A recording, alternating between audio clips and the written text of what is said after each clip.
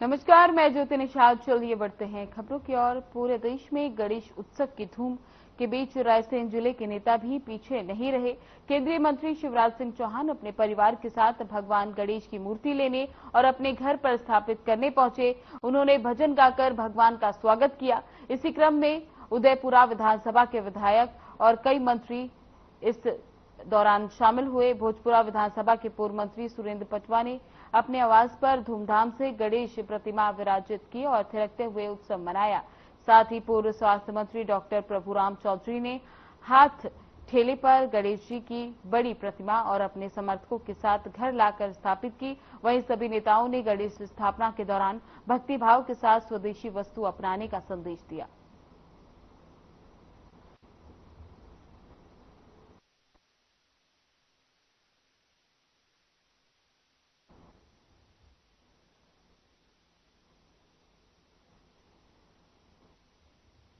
रानापुर में 28 अगस्त से दिगंबर जैन समाज के दक्षिणाक्षर पर्व की धूम रही है। वहीं इस वर्ष तपस्वी मुनि समंत्र सागर जी महाराज का चतुर्मास चल रहा है। महाराज जी के सानिध्य में प्रतिकाल के साथ मंगल कलश स्थापना की जाएगी और भगवान महावीर को पांडु शिला पर विराजित किया जाएगा। अभिषेक और शांति धरा की गई।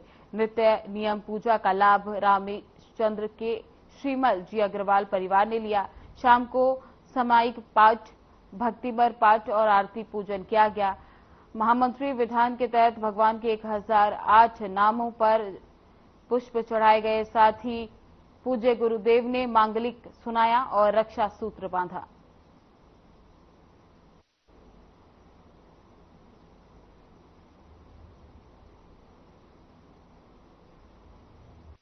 बुरहानपुर को ऋषि पंचमी को अंडबाज पंचमी भी कहा जाता है। वहीं इस अवसर पर बुरहानपुर के उगड़ गांव के लोग उतावरी नदी को पार कर भक्त यहां नंगे पांव जंगल से होकर उबड़ खाबड़ रास्ते से होते हुए पहुंचते हैं। नाग देवता के दिवाले चतुर्थी की रात और पंचमी के प्रारंभ होते ही अंधेरे में ही लोग पूजा करने निकल जाते हैं और यहां जाने पर 2 विशाल नाग देवता की बांबी होती है, जिस पर लोग पूजा करते हैं और मन्नत मांगते हैं। तो वहीं मन्नत पूरी होने पर लोग नाग देवता का चढ़ावा चढ़ाते हैं।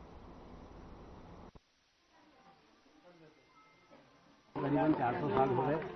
उसके पहले से और भी पूजा पाठ हो रही है। इनकी जो भी मनोकामना होती है पूर्ण होती है। जैसे किसी की शादी नहीं होती, इनकी शादी हो जाती है तो वो जोड़े छोड़ते हैं। इनके यहाँ बाल बच्चा नहीं हो जाता तो बाल बच्चा होता तो वो चांदी के झूले चढ़ाते हैं। यहाँ पे भक्त लोग जो है अपनी मनोकामना लेके आते हैं और उनकी मनोकामना पूर्ण होती है।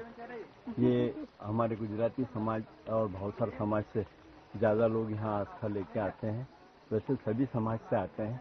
हिंदू धर्म इनको पूरा मानता है और हमारी आस्था का प्रतीक क्या है, अपनी अपनी मनोकामनाएं जो लेकर के आते हैं वो अपनी अपनी मन्नतें जो है अपनी पूरी होती है। उस हिसाब से अपनी मनोकामना पूर्ण होने पे नाग का जोड़ा छोड़ते हैं। कोई चांदी के नाग देते हैं, कोई चांदी के आंखें देता है। इस प्रकार से जिसकी मनोकामना जिस प्रकार की रहती है उस प्रकार से अपना अपना मतलब वो चढ़ावा करते हैं और नाग नागिन का जोड़ा छोड़ करके अपने आप को वो करते हैं।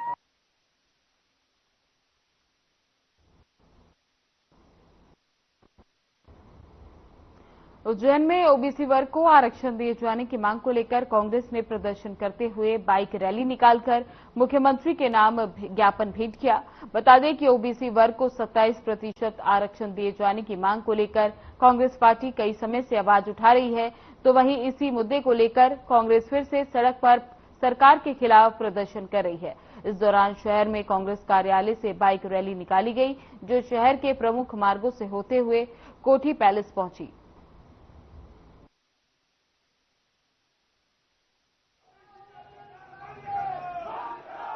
इस प्रकार से लोक सेवा आयोग भारतीय जनता पार्टी की कठपुतली बनकर काम कर रहा है, भारतीय जनता पार्टी के इशारे पर नाच रहा है। मध्य प्रदेश की कमलनाथ जी की सरकार ने जो 27% आरक्षण जो लागू किया था, उसके खिलाफ जो झूठा हलफनामा दिया था, उसको पुनः वापस लेकर उसमें सुधार करने की भारतीय जनता पार्टी की सरकार बात करती, मतलब इनकी कथनी और करने में साफ अंतर है। भारतीय जनता पार्टी झूठ बोलती है। ओबीसी के साथ उनका कोई नाता नहीं है। ओबीसी के केवल वोट लेना जानती है। कांग्रेस परिवार, कांग्रेस पार्टी ने आज आपने देखा सैकड़ों लोगों की तादाद में आदरणीय महेश परमार जी के नेतृत्व में मुख्यमंत्री के नाम कलेक्टर को ज्ञापन। भाजपा सरकार मध्य प्रदेश के पिछड़ा वर्ग ओबीसी के साथ अत्याचार अन्याय कर रहे हैं। जिस तरह से 27% आरक्षण विधानसभा में पारित होकर ये तय हुआ कि मध्य प्रदेश में ओबीसी वर्ग को 27% आरक्षण दिया जाएगा, लेकिन मध्य प्रदेश की भाजपा सरकार ने हलफनामा देकर माननीय उच्च न्यायालय और दोनों जगह इस जो न्याय मिला था ओबीसी वर्ग को, उसको समाप्त करना चाहती है। इनकी कथनी और करनी में अंतर है। तो हम सब आज शहर कांग्रेस कमेटी के अध्यक्ष मुकेश भाटी जी और सभी कांग्रेस परिवार के साथियों ने मिलकर शहर, जिला, ग्रामीण दोनों ने मिलकर ये ज्ञापन दिया है कि तत्काल मुख्यमंत्री जी के नाम कलेक्टर को कि ओबीसी का जो आपने हलफनामा दिया और जैसे आपने माफी मांगी, सशर्त माफी मांगी, तो तत्काल वो हलफनामा वापस लें और जो विधानसभा में जो कानून पारित हुआ था ओबीसी वर्ग को 27% आरक्षण मिले, मध्य प्रदेश के हजारों लाखों ओबीसी वर्ग के जो हमारे भाई बहन हैं उनको न्याय मिले। आज वो दर दर की ठोकरें खा रहे हैं, भटक रहे हैं, तो उनको न्याय के लिए आज कांग्रेस पार्टी ने आवेदन दिया, ये ज्ञापन दिया।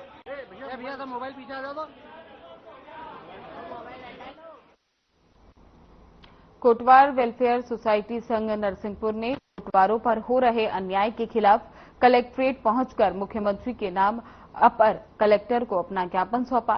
ज्ञापन में उन्होंने लिखा कि ग्राम संग्रा तहसील गोटेगांव के रहने वाले राम मेहरा के साथ गैर संवैधानिक प्रक्रिया के तहत ग्राम के लोगों बेगारी जैसे कार्य करने का विवश कर रहे हैं। जैसे शादी विवाह में ग्राम में घर घर ग्रामवासियों को शादी वाले घर बुलवा लेते हैं। बारात आगमन पर दरिया बिछाना, तकिया कुर्सी लगाना, सिर में गमछा बांधना जैसे नतमस्तक करवाना। किसी भी घर में कोई कार्यक्रम होता है तब भी ग्राम के लोगों को घर घर जाकर बुलाने जैसी परंपराएं कोटवारों से करवाई जाती हैं।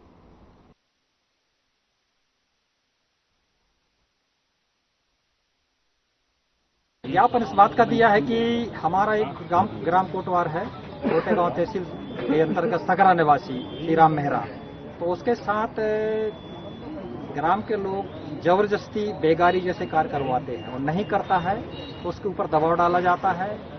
अगर तुम हमारे कहे अनुसार अगर नहीं चलोगे तो कोटवारी नहीं कर पाओगे। ऐसा ही एक ऐसा हुआ था अभी जो रक्षाबंधन का टाइम था, तो उसकी बच्ची की तबीयत खराब हो गई थी सगरा के कोटवार की, तो वो हॉस्पिटल गया था। क्योंकि वहाँ के प्रथा का है कि कुप्रथा का है, ग्राम कोटवार से कोई भी कार्यक्रम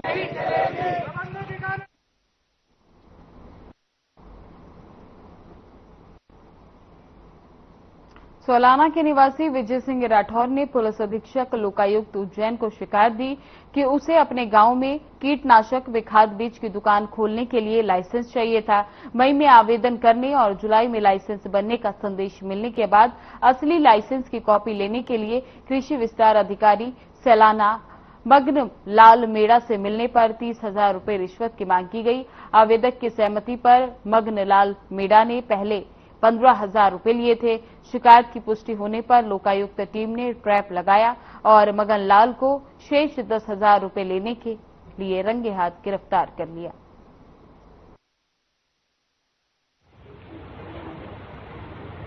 ये आवेदक हैं सकरावदा ग्राम के विजय सिंह राठौर, पिता नरेंद्र सिंह राठौर।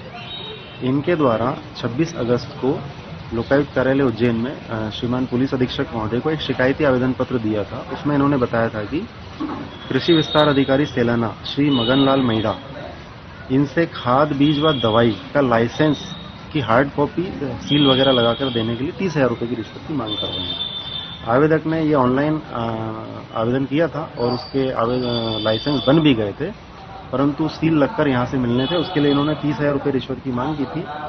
आवेदक से इन्होंने 21/8 को 15,000 रुपए ले भी लिए थे और आवेदक के निवेदन करने पर इन्होंने 5,000 कम किए थे। शेष जो 10,000 रिश्वत राशि थी उसके को लेन देन पर हमारे द्वारा ट्रैप आयोजित किया था और आज मगनलाल मैड़ा को सेलाना में उनके ऑफिस में आवेदक से 10,000 रुपए रिश्वत लेते हुए रंगे हाथों पकड़ा है। मैं विजय सिंह राठौर सकरादा निवासी हूँ। मैंने खाद बीज और दवाई तीनों लाइसेंस के लिए अप्लाई करा था, जिसके लिए ऑनलाइन जो चालान करते हैं वो मैंने कटवा दिया था। जो फिर सर ने मुझे लाइसेंस हार्ड कॉपी के लिए इन्होंने 30,000 की रिश्वत मांगी थी मुझसे। तो मैंने इनसे रिक्वेस्ट करी थी सर कि आप मुझे कम करो सर, जो कि लगते कुछ भी नहीं है पूरी तरीके से। तो इन्होंने बोला कि यार देने पड़ते हैं और आगे भी देने पड़ते हैं, ऐसा कुछ बोला इन्होंने। तो मैंने बोला सर कम कर लो सर थोड़ा बहुत, जैसे तैसे मैं 15 पे राजी हुए, 15 दे देता हूँ। और फिर बोला कि काम कर टोटल 25 मिला के दे दे, तेरे लिए 5 कम कर लेता हूँ। तो मैंने ठीक है सर। तो मैंने इनको 15,000 दिए और आज 10,000 फिर दिए इनको।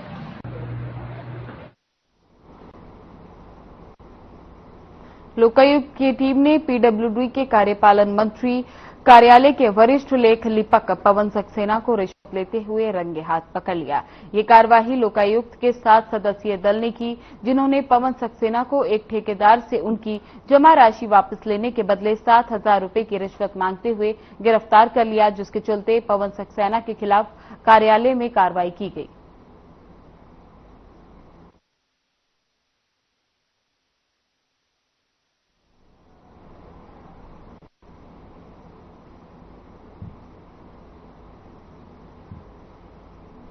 बड़वानी में आरक्षक राहुल चौहान और उसकी पत्नी जयश्री के साथ आरआई सौरभ कुमार ने मारपीट और गाली गलौज के मामले को लेकर आदिवासी समाज में आक्रोश फैल गया। तो वहीं इस घटना के विरोध में जैस के नेतृत्व में हजारों आदिवासियों ने कलेक्ट्रेट कार्यालय के सामने चक्का जाम कर एफआईआर दर्ज कराने की मांग की।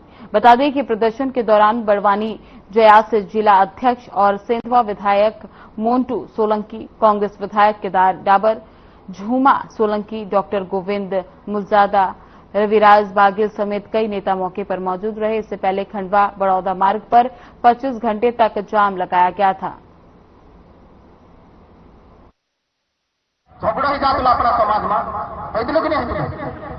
चलिए, बहुत स्वागत है आपका साधना न्यूज में। मैं हूं आपके साथ आमिर शेख। 27 अगस्त को खंडवा बड़ौदा मार्ग पर जैस के नेतृत्व में आदिवासी समाज चक्का जाम किया था।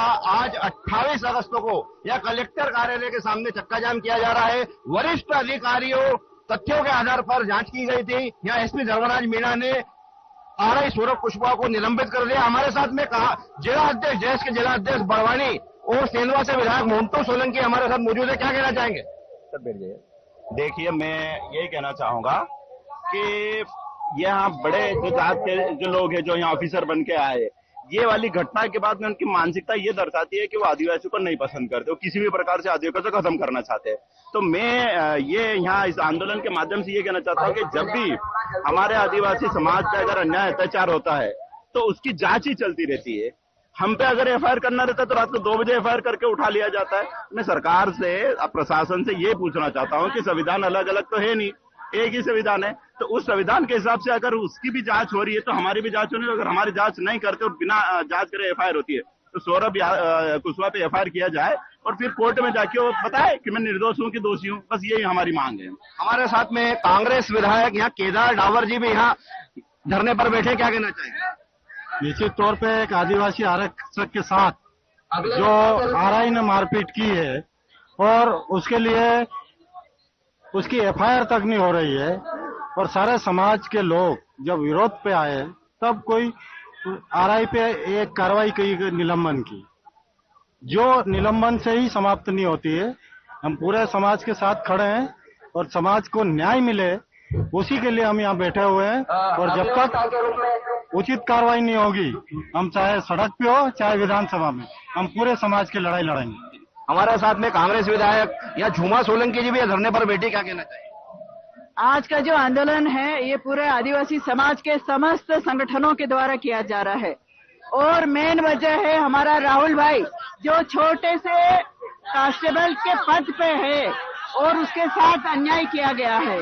तो ये अन्याय के खिलाफ एफआईआर दर्ज हो, आरआई कुशवाहा के खिलाफ कायमी हो और उसको बर्खास्त तो किया है, किंतु जब तक उससे कार्रवाई नहीं होगी ये आंदोलन जारी रहेगा। और सबसे बड़ी बात, ये मूल निवासी आदिवासी भाई हमारे गाय को पालेंगे, भैंस पालेंगे, बैल पालेंगे, बकरी पालेंगे, पर कुत्ता नहीं पालते कभी। ये हमारे स्वभाव में है। यदि हमारे को जीवन पालन करना हो तो हमारे खेती बाड़ी हर कुछ मजदूरी कर लेगा, किंतु वो काम करने हमारे ऊपर जो अत्याचार किया है उसके खिलाफ ये लड़ाई है। तो कुत्ता पलवाने वाले ये सरकार के खिलाफ आंदोलन। चलिए, हमारे साथ में यह गोविंद मुजालदा लगातार धरना किया जा रहा है। क्या कहना चाहिए?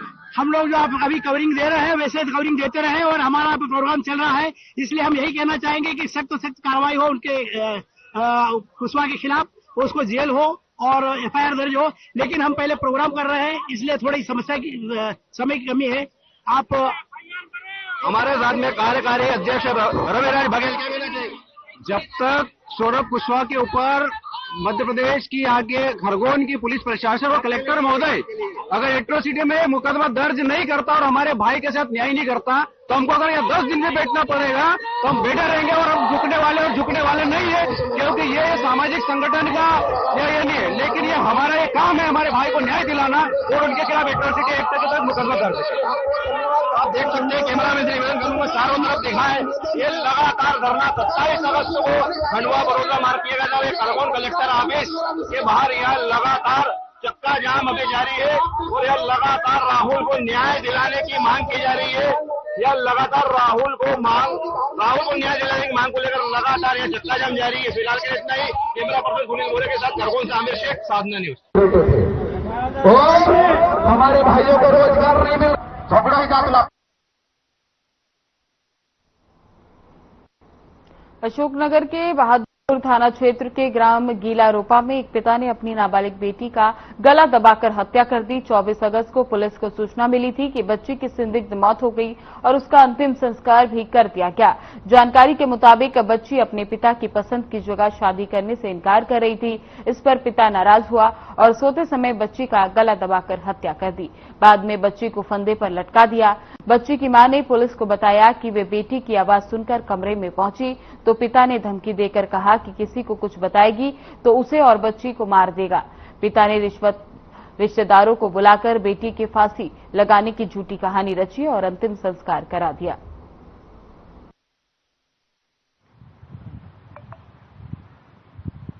थाना बहादुरपुर में सूचना प्राप्त हुई कि ग्राम गीलारोपा में किसी लड़की के द्वारा फांसी लगा ली गई है और परिजनों द्वारा उसका अंतिम संस्कार कर दिया गया है। जब मौके पर थाना बहादुरपुर पुलिस पहुंची तो वहां पर परिजनों के द्वारा भी यही बताया गया कि लड़की के द्वारा फांसी लगा ली थी और इसलिए उसका अंतिम संस्कार कर दिया बदनामी की डर से। लेकिन बहादुरपुर पुलिस के द्वारा घटनास्थल का निरीक्षण किया गया तो उस पर मामला संदेहास्पद प्रतीत होने से तत्काल डॉग स्क्वाड टीम को, फिंगरप्रिंट टीम को और एफएसएल टीम को मौके पर बुलाया गया। उनके द्वारा भी घटनास्थल का निरीक्षण किया गया। मामला संदेहास्पद प्रतीत होने से परिजनों से पृथक पूछताछ की गई, जिस पर यह पाया कि लड़की के पिता के द्वारा लड़की का गला दबाकर उसकी हत्या कर दी गई।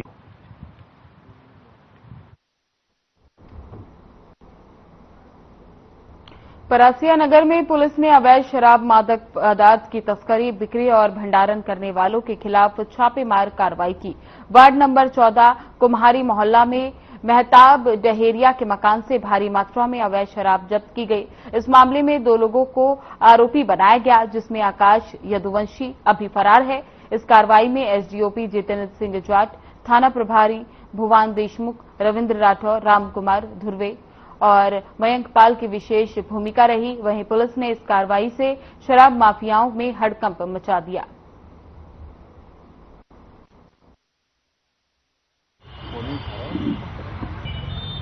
अवैध शराब के विरुद्ध कार्रवाई करने हेतु निर्देशित किया गया था। उसी कार्यक्रम में कल थाना परासिया अंतर्गत भारी मात्रा में अवैध शराब आने की सूचना प्राप्त हुई, जिस पर मुखबिर की सूचना पर थाना परासिया नगर निरीक्षक के नेतृत्व में थाना परासिया की टीम के द्वारा ये कार्रवाई की गई। उसमें कुल 102 लीटर से ऊपर जो है अंग्रेजी शराब जब्त की गई और इसमें जो है 2 आरोपियों के नाम आए, जिनमें से एक आरोपी भी फरार है, जिसकी शीघ्र गिरफ्तारी कर ये अवैध शराब है कहाँ से लाई गई है इस संबंध में विवेचना कर कार्रवाई की जाएगी।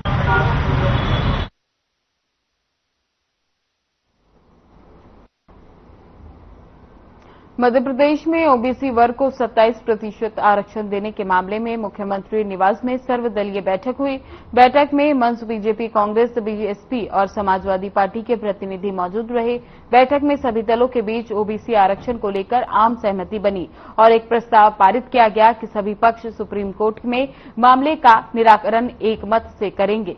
दरअसल ये मामला सुप्रीम कोर्ट में लंबित है और 22 सितंबर से सुनवाई शुरू होगी। 10 सितंबर को सभी संबंधित अधिवक्ता एक साथ बैठकर कोर्ट में पक्ष रखेंगे।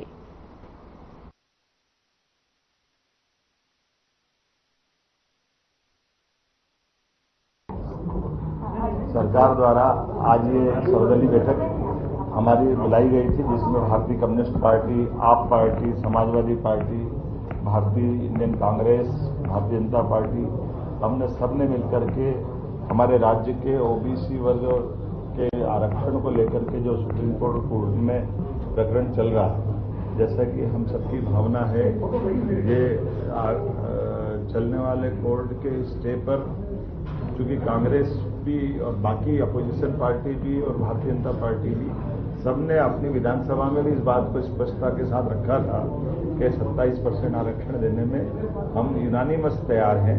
तो चूंकि कोर्ट में अलग अलग वकील लड़ रहे हैं, अलग अलग प्रकार से प्रकरण है, लेकिन चूंकि सुप्रीम माननीय न्यायालय ने एक निर्णय लिया कि वो 22 सितंबर से डे टू डे की इसकी हियरिंग करेंगे।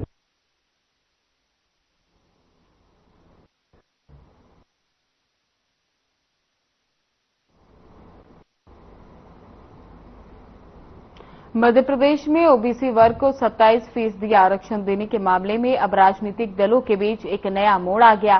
सीएम हाउस में आयोजित सर्वदलीय बैठक में ये निर्णय लिया गया कि अब भाजपा और विपक्षी दलों ने वकील मिलाकर ओबीसी वर्ग के लिए आरक्षण की लड़ाई लड़ेंगे। बीजेपी सांसद गणेश सिंह ने बैठक में कहा कि सरकार पहले भी ओबीसी वर्ग को आरक्षण देने के लिए प्रतिबद्ध थी और अब भी इसी दिशा में काम किया जा रहा है। उन्होंने कहा कि इस मुद्दे पर सरकार का रुख साफ है और पूरी कोशिश की जाएगी ताकि ओबीसी वर्ग को जल्द उनका हक मिल सके। वहीं नेता प्रतिपक्ष उमंग सिगार ने कहा कि यदि ये बैठक पहले आयोजित की गई होती तो शायद ओबीसी वर्ग को 27% आरक्षण पहले ही मिल चुका होता। उन्होंने कहा देर से ही सही, लेकिन अब सरकार ने सही दिशा में कदम उठाया। उमंग सिगार ने ओबीसी वर्ग को बधाई भी दी और कहा कि अब जल्द ही उन्हें न्याय मिलेगा। आज की बैठक का ब्यौरा दिया है, बहुत अच्छा स्टैंड है और इसके लिए माननीय मुख्यमंत्री जी बहुत बधाई के पात्र हैं, जिन्होंने आरक्षण जो ओबीसी का है, जो बहुत लंबे समय से उलझा पड़ा हुआ है तकनीकी कारणों से, कानूनी अड़चनों के कारण से, अब उसको मुझे लगता है कि आज की सहमति के बाद एक रास्ता प्रशस्त हो जाएगा। सुप्रीम कोर्ट में चूंकि 22-23 तारीख से निरंतर सुनवाई होने वाली है सारी याचिकाओं पर। कह दिया था कि ये सरकार दबाव के अंदर ओबीसी वर्ग के दबाव, कांग्रेस की लड़ाई पिछले जो 5 साल से हम लोग लड़ रहे ओबीसी वर्ग के लिए, विधानसभा में लड़ रहे हैं, सड़कों पे लड़ रहे हैं, ये उसकी जीत है। और दबाव के अंदर भारतीय जनता पार्टी को घुटने टेकना पड़े। ओबीसी वर्ग का वोट छटकता हुआ दिखा इन्हें। इस घबराहट के अंदर इन्होंने निर्णय लिया। 5 साल पहले आप क्यों नहीं निर्णय ले पाए शिवराज जी? क्यों आपने कोर्ट में आपत्तियां लगाई? ठीक है, आज लेकिन हम स्वागत करते हैं कि एक सर्वदलीय बैठक में सर्वसम्मति से ये निर्णय हुआ।